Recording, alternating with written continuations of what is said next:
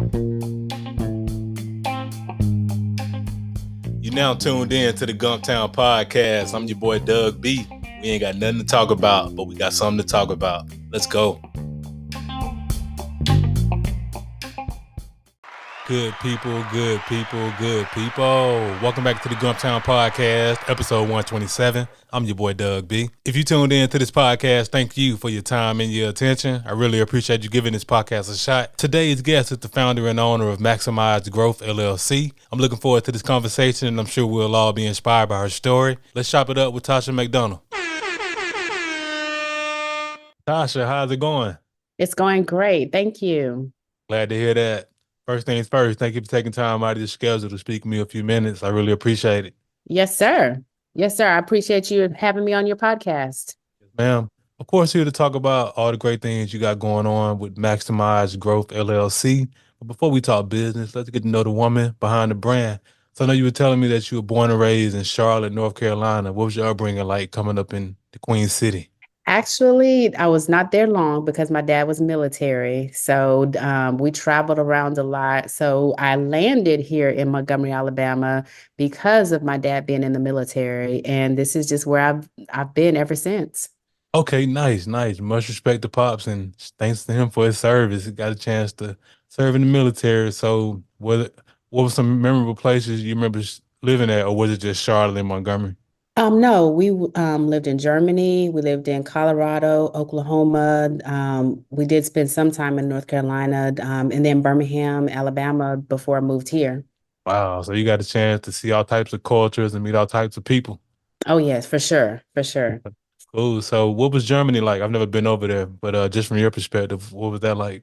I was so young. I started kindergarten over there, so I've got vague memories of it. I do remember we traveled around a lot, touring and everything, but I was so young. I would love to go back though. Okay, no worries. Yep. In Montgomery, and how long have you been in the city? Oh goodness. I can tell you the date. I mean, the year was 1994, so it feels like I've been here forever. Oh, you a hometown hero, Tasha. What you talking about? I Yes, live ma'am. here, but I still claim Charlotte. Yes, ma'am. Much respect. Absolutely. Absolutely. So you've been here since 94 and Mhm. so did you end up finishing high school here as well? No, I graduated in Birmingham and we moved here right after that. Okay, so at the high school, did you do any college, military, or you went right to work? No, I went to the military right after graduation. I was in the Army Reserves for a little bit. And when I was in school, it was just about, just getting through school, you know. But when I went to the military, I went to my basic training in AIT in Fort Jackson. And then I came back. And I knew that I wanted to be in business. So I went to UAB for a little bit, majored in business, and became what you call a professional student. But fast forward, I ended up getting education and going straight into business. Okay, nice. Well, thank you for your service as well in the military. That's all right. So you got a chance to follow in your dad's footsteps. Much respect. Yes. Yeah. Okay, sounds good. So you may be school for business and you're going to business for yourself. So that leads me right into Maximize Growth LLC. What inspired the name? It was a personal journey for mine to grow, and I'll share the story with you. Well, I was brushing my teeth one day, and the toothpaste tube. You know how you squeeze the tube because there's no more in it, but you want to get all of it out. And I literally was squeezing the tube, and the word maximize came up, and I mean, the concept was I'm not going to throw this tube away until I use every ounce of it. And that's typically what we do, right? And so I thought about my life and I was like, you know what? God has a purpose for me and a plan. And regardless of where I'm at, what I've been through, good or bad, there's still more left in me. And so I wanted to maximize every ounce of potential that was on the inside of me. So that's where maximized growth came from.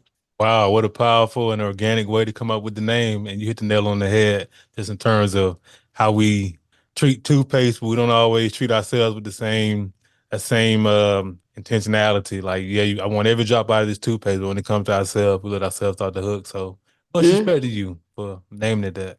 thank you. So services wise, what you got going on over there?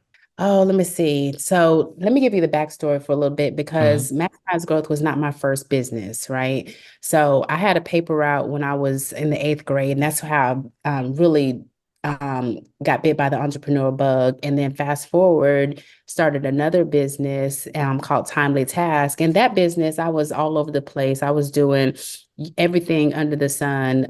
And somebody sat me down and said, "You're going to burn out. You need to specialize in something." And so from there, I went to court reporting school because that was one of the things I was doing was transcribing. And I did that business. And what happened in the middle of that business is I hit a wall. And so that was my experience with coaching and training. And so from there, that's where Maximize Growth was actually born because I feel like it was a calling. I feel like I got help for where I was, and it was my turn to pay it forward. So, what we do with Maximize Growth, we help individuals to grow in life, in business, career. We also help executives. We do training and development. So, we go inside of organizations and we help teams learn how to communicate.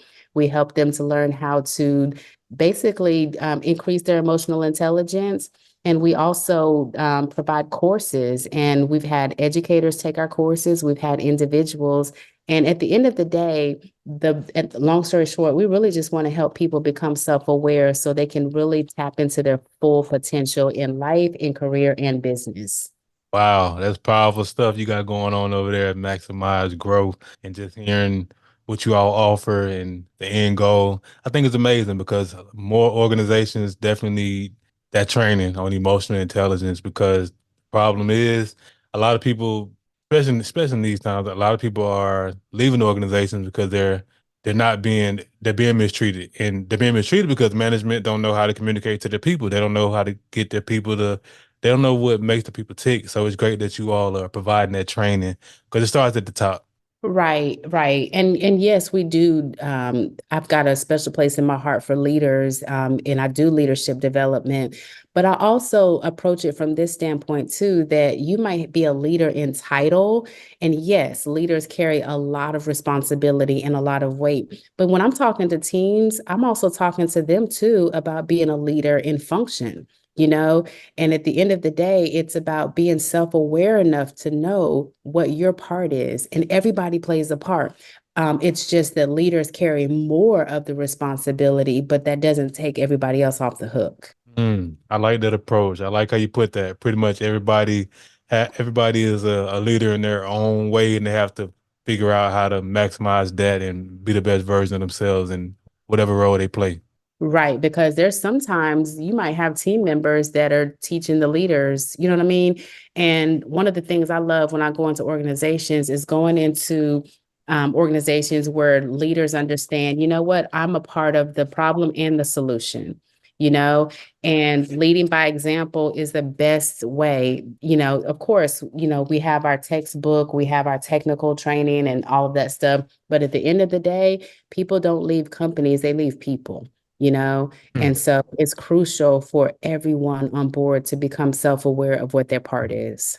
Yes, ma'am. That's powerful, and I absolutely agree. And I'm glad you actually just shifted my perspective. That makes a whole lot of sense. What you're doing and why you're doing it, and that's so powerful. So, just in terms of what skills from your military career have you been able to translate into business? So when I went into the military, my MOS was 71 Lima, which was administrative skills. And so I was the one that was always in the office. And it's ironic because even when I was younger, I was always fascinated with administrative, you know. So that's what I did in the military. I was the one that helped to in process people or helped to do a lot of the behind the scenes type work. And that actually transferred over to a civilian career where I became a legal secretary and then a paralegal.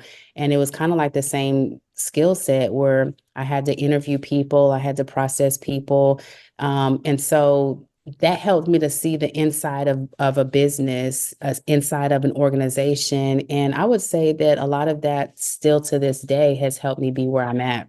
Okay, good stuff, good stuff. And it's so powerful when we're going through certain chapters in our lives, we don't know when or how the information or those skills we're learning will benefit us. But that's great that you've been able to transfer those skills from that administrative, from that, from first of all, just that fascination and that curiosity, and now you've turned it into a business. That's powerful stuff. Yeah, I'm a firm believer that there's no wasted experiences, that everything that has happened in our life, everything that we've touched, everything that we've done can be used in some way. Yes, ma'am. I agree wholeheartedly. And it took me a few years in life, lot of experience to realize that, like, because you hit a fork in the road sometime and then you think back, like, I remember I went through something similar in this situation. Like, in that situation actually prepared me for this situation. So, yeah, you're right. There's no wasted experiences. So, that's a great perspective that you have. Amazing. Yes, sir. Ma'am, and I also read that you are a certified disc personality assessment consultant under the Maxwell brand. What inspired you to go after that certification? Well, being a part of the John Maxwell team has been amazing because it's given me resources. As I go into these organizations, you know, I didn't want to just be a motivational speaker.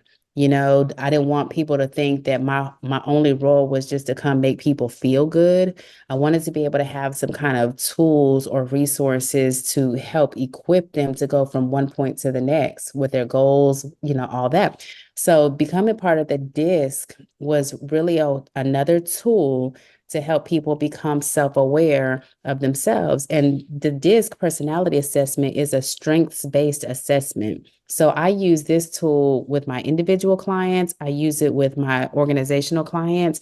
And one of the best things is it helps people become aware of their learning styles, their communication styles, what motivates them, and also how to deal with people who are different from them when it comes to the personalities. Powerful stuff. And I first heard of the DISC assessment. And you talking about motivational speakers. The irony of that is, first time I heard of it was from Dr. Eric Thomas. Not sure if you're familiar with Dr. Eric Oh, yeah. Thomas. Yes, I am. Okay. Yes, ma'am. So he was talking about the disc assessment on his podcast years ago. And I actually took it a few years back just on the fly. And yeah, the disc assessment, what it does, and it goes back to what you're talking about earlier about self-awareness, disc assessment, it puts a mirror right there in your face and it pretty much lets you see, like you said, your strengths and your weaknesses, and it lets Yeah. you know just how demanding you are, or if you I Yeah. forget what all the acronym. What did So that acronym stand for again? I'm sorry. Yeah, that's okay. It's dominant, inspiring, steady, and compliant. And the breakdown of those personalities, here's the thing, we can be blends of them. So two of the personalities, the D and the I, they're outgoing personalities. One is more outgoing when it comes to tasks, the other is more outgoing when it comes to people. The C and the S personalities are more reserved personalities, and same thing, reserved when it comes to task or people. And at the end of the day, it's understanding how you're wired so that you can, like I mentioned about communication, you can communicate effectively with people, but at the same time, you can also understand yourself and understand your internal motivators. And when I tell you that I've done this for individuals and I've done this for teams, every single time I've heard people say, wow, I wish I would have done this years ago, because it helps people to also learn how to recover faster from conflict Mm. or to just know their motivators so they understand their own why and value that they bring to a group, team, organization, or whatever that looks like. Yes, ma'am. Powerful stuff and great breakdown. And to your point, yeah, that was the disc assessment. Like I took it on the fly about 5 years ago. I'm definitely going to retake it because I am interested to see how things have shifted in 5 years. But that's amazing that you went on to get certified for that. And again, just understanding that you wanted to provide the most value for your clients versus just, like you said, going in and get people all fired up and leaving, and then okay, people fired up for a couple of days, but what do Yeah. they have to take from it? Exactly. And how can people grow from that? Because here's the thing that I've learned is that training is not just a one-time event. A lot of times training has to be an ongoing cycle of events, because then if you can add accountability implementation to that, that's how you can measure people's growth. And what I do is when I'm working with my organizations, I go in literally and create these learning academies for them inside of their own organization. So therefore, I'm coming back once a month to meet with their people and train them and then give them homework. And really help them to develop in these skills. And a lot of these skills are soft skills that we're talking about.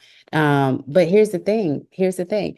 Um, the person has to be willing because you can't make somebody grow. The only thing you can do is influence them to grow. And that's one of the things that I love about working with growth-minded individuals is they're taking ownership of their growth. Yes, ma'am. And that's amazing that you go back once a month to follow up. And there's so much power in following up because it's the accountability aspect and the people know that you actually care about them because you're showing up to follow up to see how things are going versus, like you said, training not being a one-time thing because I can't tell you how many times in the corporate world you get a training one time and then, okay, there's no follow-up. So there's no accountability to keep up what that training was all about. So I think that's great that you've honed in on following up once a month and hold your clients accountable. That's amazing. Absolutely, absolutely, because then you can grow.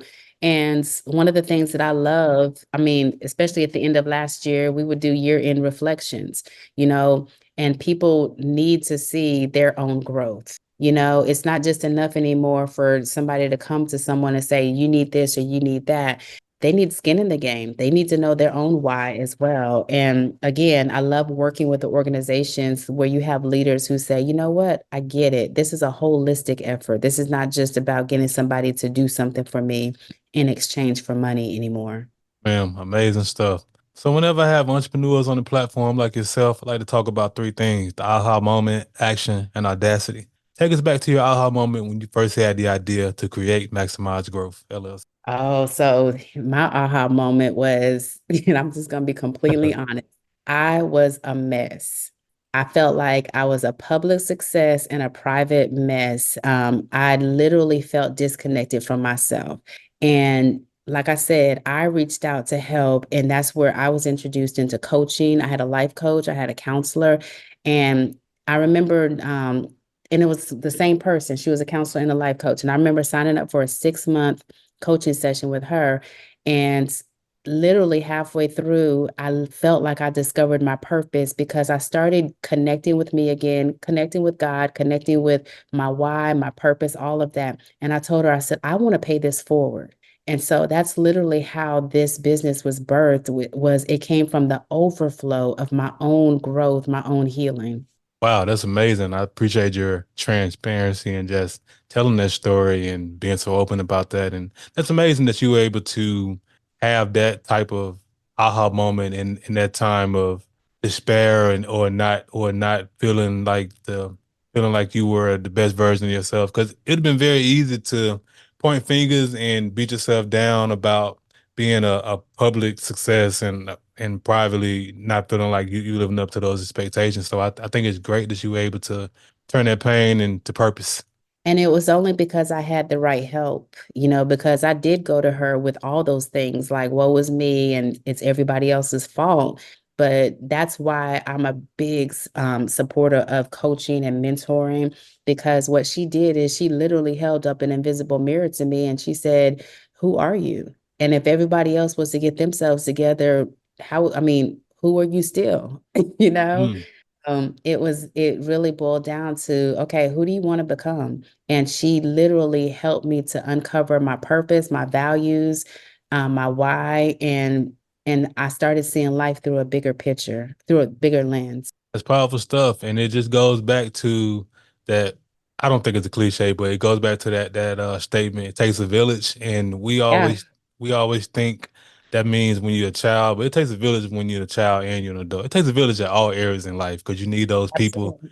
Yes, ma'am. You need those people who's gonna have those tough conversations. Like it sounds like you received that tough love, but look what it Yeah. birthed. Yeah, yeah. And that's why I feel an awesome responsibility and opportunity to pay it forward to others. And that, again, you ask, where did maximize growth come from? It came from that. Man, powerful stuff. So from the time you had your aha moment, how long did it take you to take action towards coming up with a name and actually getting started in business? Um, when I first started, after my aha moment, the next 3 months with her was because I told her, I said, I feel like I have a book on the inside of me. So she helped me to go through the process of birthing that book. And so that was about a 3 to 6 month process of just getting it out of me. And really, I had a head start because I was journaling along the way. So we just kind of took that and turned that into my book. Of course, leaving a whole lot of stuff out, you know. Um, but that part probably was 3 to 6 months. And then it probably took another 6 months just for me to get going and building attraction. I was doing a blog and that started getting me attention where I got my first speaking engagement from a blog post, and from there, when I went to my first speaking engagement, did that in Birmingham, Alabama that year, I was walking down the hall and got my invitation for my next speaking engagement. So it literally was a ripple effect. Wow, what a powerful story. Let's talk about that first speaking engagement in Birmingham. What was the Okay. event and how do you think you did? Okay, it was the Alabama Court Reporters Association because remember I said I had a court reporting business. And so the president-elect at the time was putting the conference together, happened to see my blog, and she sent me a message and said, "Hey, we would love for you to be our keynote speaker for the coming up conference." And they had an annual conference every year. And I'll be honest, when she first asked me, I said, "No, I'm not ready." But she kept seeing my stuff and she said, "Tasha, I'm not taking no for an answer." So when she did that, of course, I went back and me and my life coach kind of talked about it. And she said, "Tasha, you're ready."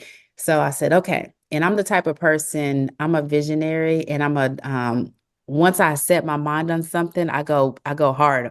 And so when I said yes, I said, not only am I saying yes to this, but this is going to be the launch of my book. Like I'm literally going to debut my book here at this place. So it was a full circle moment for me to speak first, debut my book. And how do I think I did? Um, I'm proud of me.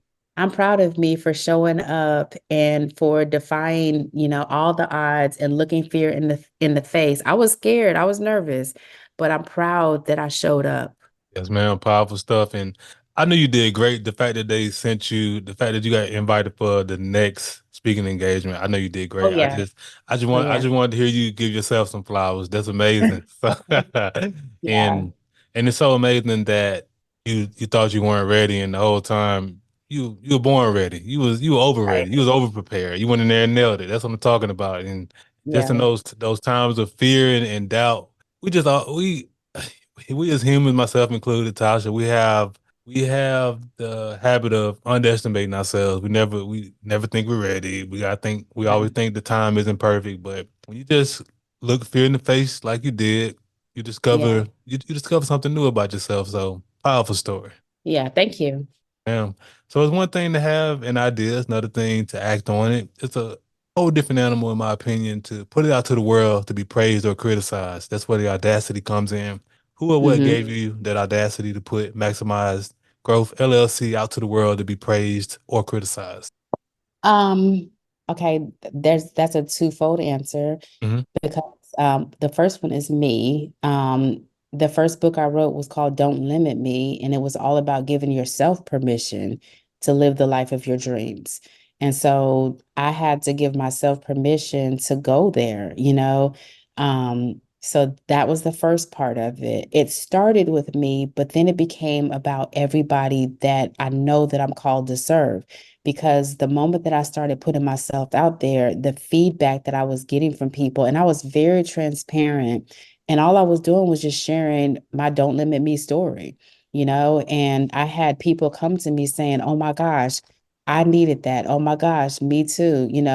And so that's where my fuel to keep going came from was I was hearing from other people. And at that time, it was a lot more women that were telling me, "Tasha, I needed this. You just don't know how, this is saving me, just so many different things. And I realized, okay, this is bigger than me.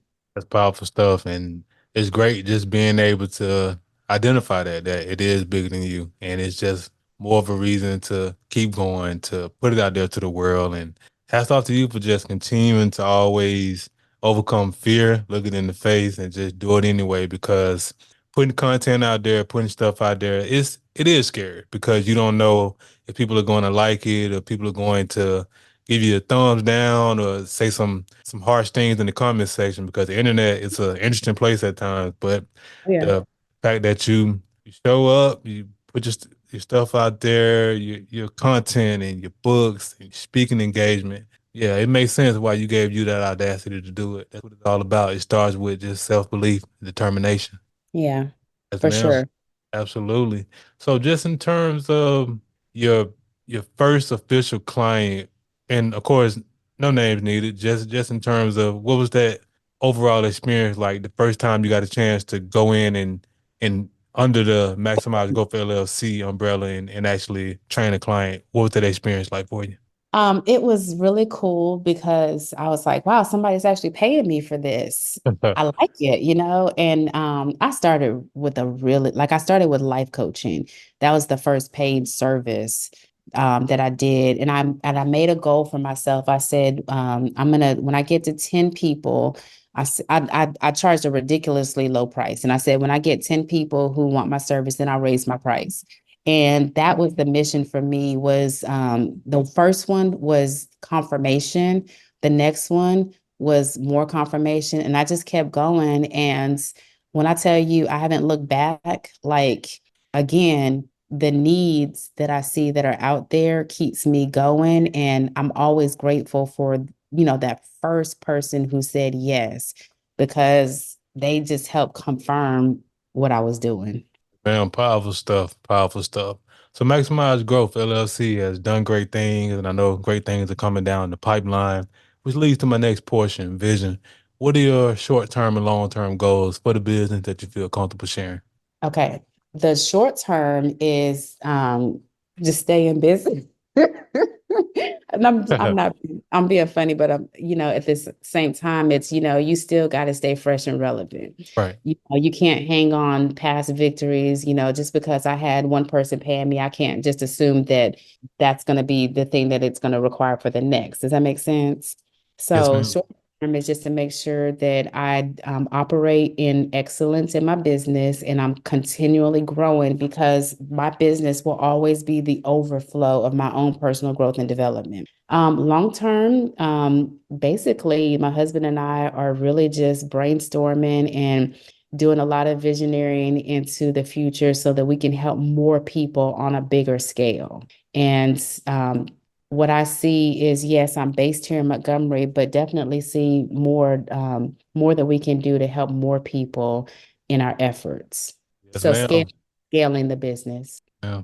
Great stuff. Those are great short-term, long-term goals, and I have no doubt you continue to grow exponentially and do great things. Thank you. Now, as we wrap up the podcast, Tasha, I want to ask the $1 million question. I started this podcast to highlight the greatness connected to the city, whether you lived here or born here or lived here for a significant period of your life, be it college, military, or work. You being here since 94, I want to ask you, what do you love the most about the city of Montgomery? That's a good question. That is a really good question. Um, I believe, and I'm gonna be really honest, I believe there's some really good people here. You know, um, I'm a person where I believe I'm in the relationship business, networking, you're in the people business, right? And I'm just grateful for all of the connections. One, I met my husband here. I started the business here. I am just excited about the connections. So for me, I would say, what's the best thing about Montgomery? I think it's the people.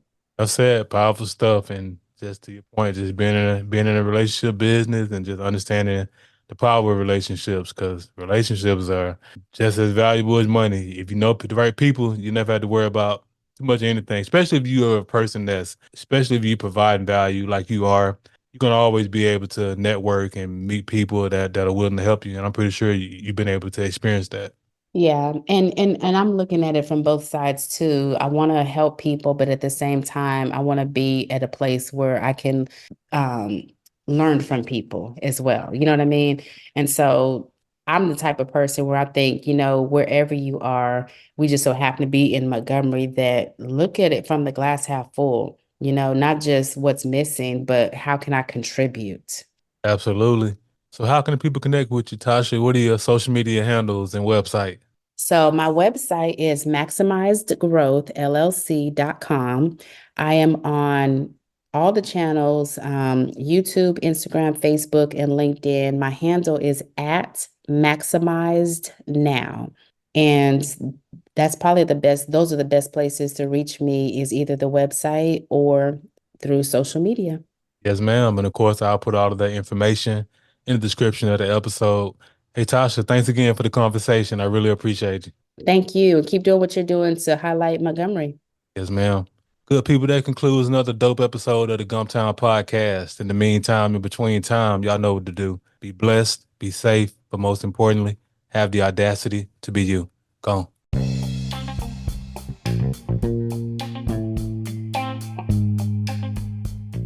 Thanks again for tuning in. I appreciate your time and your attention. Until next time.